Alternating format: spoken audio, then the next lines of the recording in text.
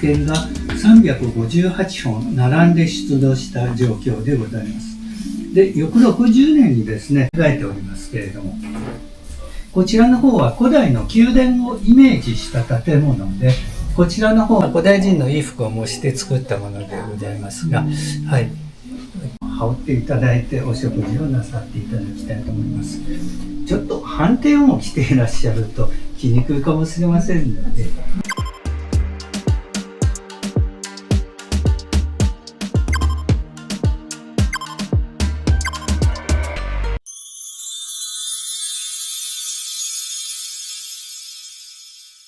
こちらの方に盛り込んでありますのは、いわゆる海の幸、海の魚介類、牡蠣とかひじき、そこのお魚は、これ日本海のブランドでありますが、のどぐろの塩焼きにしたものでございますね。のどぐろの手前、右手の方から、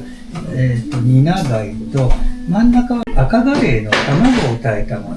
とバイ貝を添えております。こちらの方に入っておりますのは、古代米の一種であります黒米をですね、普通の白米に混ぜて炊いたご飯でございます。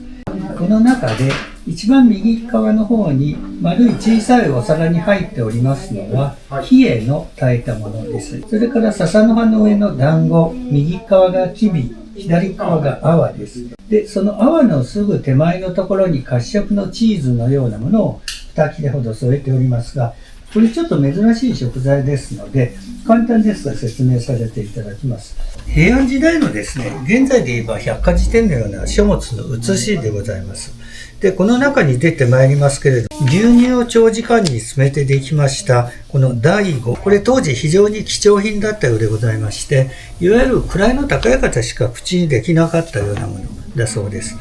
非常に美味しい珍しい食材ですので、ぜひご賞味なさっていただきたいと思います。で、これに関連付けましてですね、もう一品、祖というこういう文字が出てまいります。で、この祖がですね、祖は牛羊の乳にてなるところなりということが記載されておりますが、この祖が皆さん方のこの一番左の手前の角に杯に入っておりますドロッとしたペースト状のものがございます。これが牛乳をだいたい5分の1ぐらいまで煮詰めてできました祖と言われるものでございますね。この祖をですね、さらに煮詰めて固形になったものが先ほどの醍醐ですね。原料は牛乳のみでできたものでございますね。で、その醍醐の手前のところに添えております野草はのびるという野草を添えております。次、お箸の上のところに3種類ほど調味料を添えております。左側から塩なんですが、この塩は日本海の海水を汲んできて、私の方で煮詰めて作った天然の非常に美味しい塩です。それから真ん中がもろみ、右側が柑橘類のお酢、橙のお酢を絞ったもの。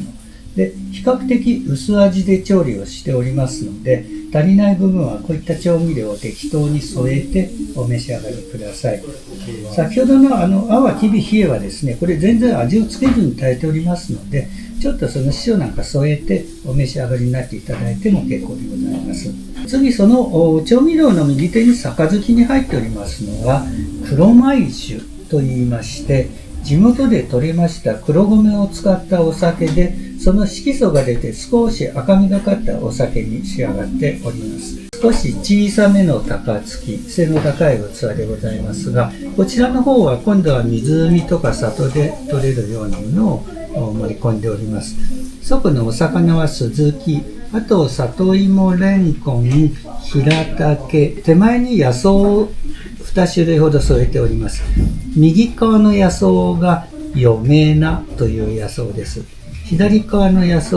がこれカラスノエンドウという野草を添えております。もう一つその一番向こうの方にこれノカンゾウという植物です。で、これも芽が出立てですので食べられますが、元の方の白っぽい部分から色の薄い方からこう食べていただいて、葉っぱの方で硬くなればもうそれで残しておいてください。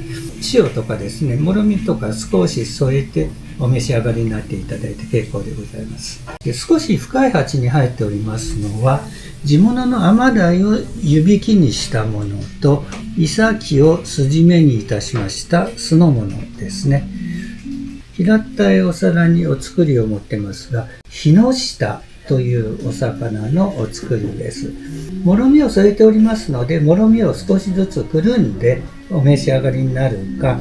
もろみの嫌いな方は先ほど申しました塩とか酢、こういったものを添えてお召し上がりください。お作りの手前に右手に添えておりますのはゼリーです。この近くで積んできたセリを湯がいたものですので、香りのいいセリです。その左手の器は山菜類あるいは根菜類の炊き合わせになっております。次ですね、お盆から外れまして右手の方に竹串に刺してありますお肉がございますが、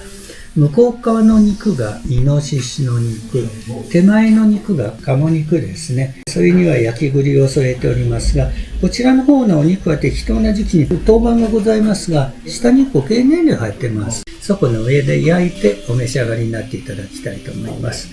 このせいろに入っておりますのはそばがきと言いまして、そば粉をだしで溶いたものを火にかけて練り上げたそばの団子です。